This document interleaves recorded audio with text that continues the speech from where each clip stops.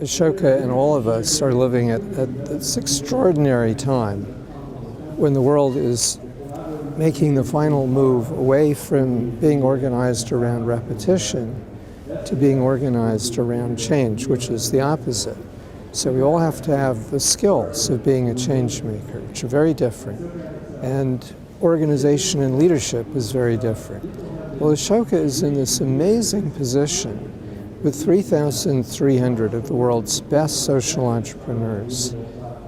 Over half of them have changed national policy within 5 years, 3/4 the pattern in their field nationally within 5 years. We'd be blind if we didn't see patterns.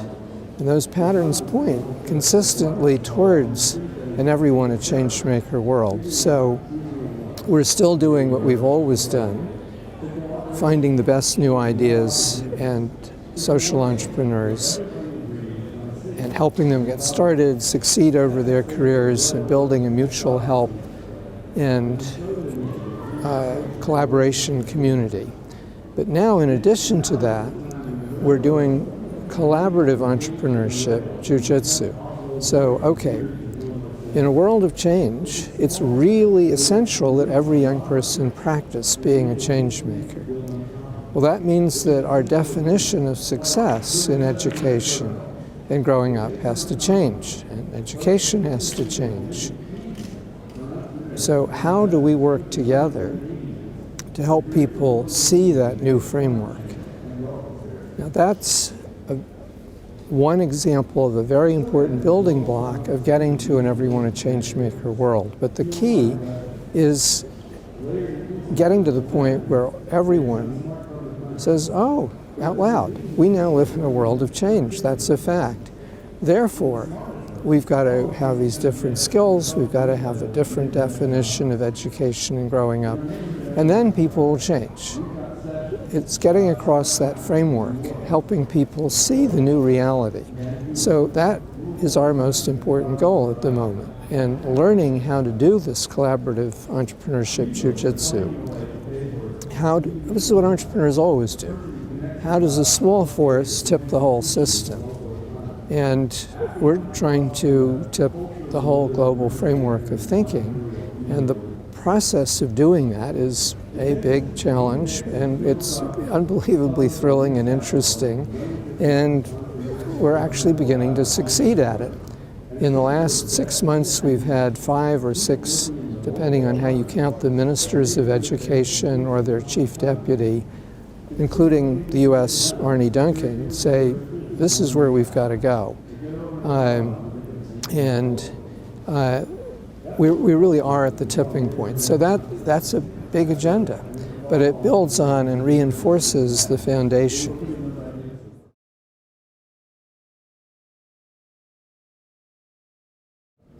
Sure, well, it's actually pretty easy because this world is already largely here. It used to be that you went to school, you got a skill, and then you repeat it for the rest of your life. You're a banker, you're a barber, and work was set up with channels, with walls, and a few people figured out how to get all those pieces to fit together efficiently. So think assembly line, law firm. Well, since 1700, and this is just a fact, the rate of change has been accelerating exponentially. And there's a mirror curve going down, which is the demand for repetition. And now it's the intellectual repetition jobs that are going away. We are now at a point, 3 centuries of 2 exponential curves, facts, that the old system is just failing terribly. Can't succeed in this new environment. So the basis of the environment is that more and more people are change makers. They're better and better at it. They're better and better linked together. And you need everyone, in whatever organization you're in, everyone to understand the environment they're seeing, experiencing. Oh, that's what's happening. Change, help the people around them change. And you also want everyone to be spotting opportunities. And then everyone's got to get together really quickly and efficiently, say, oh, there's a big new value creating opportunity over here. And then you've got to build a new different team of teams to seize that opportunity. 10 or 20 years ago, you could have repeated it for at least a decade or so, but no more. So that's the new strategic environment. You need a team of teams for every objective. Everyone is initiatory, and leadership is very different. It's not telling everyone what to do, it's helping people envisage where they're going, and everyone is helping with that envisaging process, enabling, and then working together to ensure you get there. So what that means is that every young child must master cognitive empathy, and every young person must practice and practice being a change maker.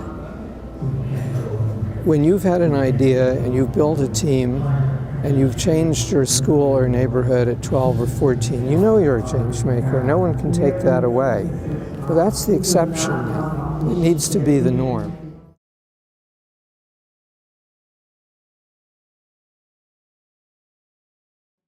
Well, that was a question people asked when we got to the last paradigm shift in education. 150 years ago, we said, we need everyone to be literate in written language. And the Latin and Sanskrit-speaking elites didn't want anything to do with this because it destroyed their monopoly. They burned people at the stake in England, William Tinsdale, etc. But we really did need people to read instructions and street signs. And here we are. It's another 150 years. The rate of change is accelerating faster and faster. And we really do need everyone to see and understand and contribute to change. And yes, you have to learn these skills. They're complex. Cognitive empathy, sophisticated teamwork, an opposite type of leadership, and change-making itself. But like literacy, some people have a 200,000-word vocabulary. Some people have 2,500 words, and they can function with 2,500 and contribute. So we're not saying everyone an entrepreneur. That's not realistic. But we are saying that everyone must be a change maker, and anyone who doesn't have those skills is going to be marginalized in their group, their community, their country. It's one of those turning points where it's not a nice to, it's an absolute must.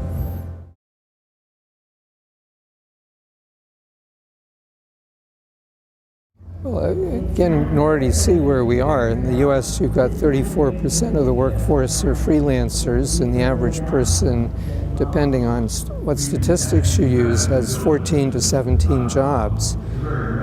This is not the 20 years or 30 years job. This is a much more flexible economy. You look at how things are actually done in Bangalore or Silicon Valley. It's a fluid, open team of teams, and people love it. Just take the task of helping young people master these skills. We need to make a big investment, which is going to be human intensive. Young people intensive, but human intensive. And once you start recognizing that we have these very sophisticated needs, it's very hard to imagine that humans are not going to find more needs.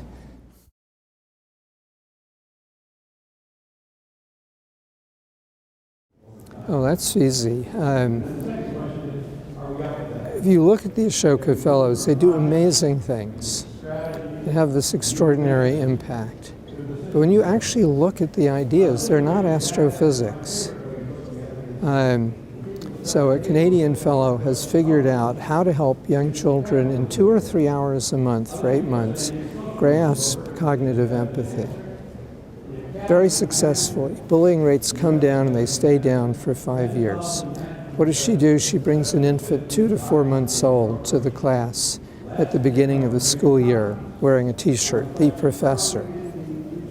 Professor resides on a green blanket with mom. Teacher is at the back of the room.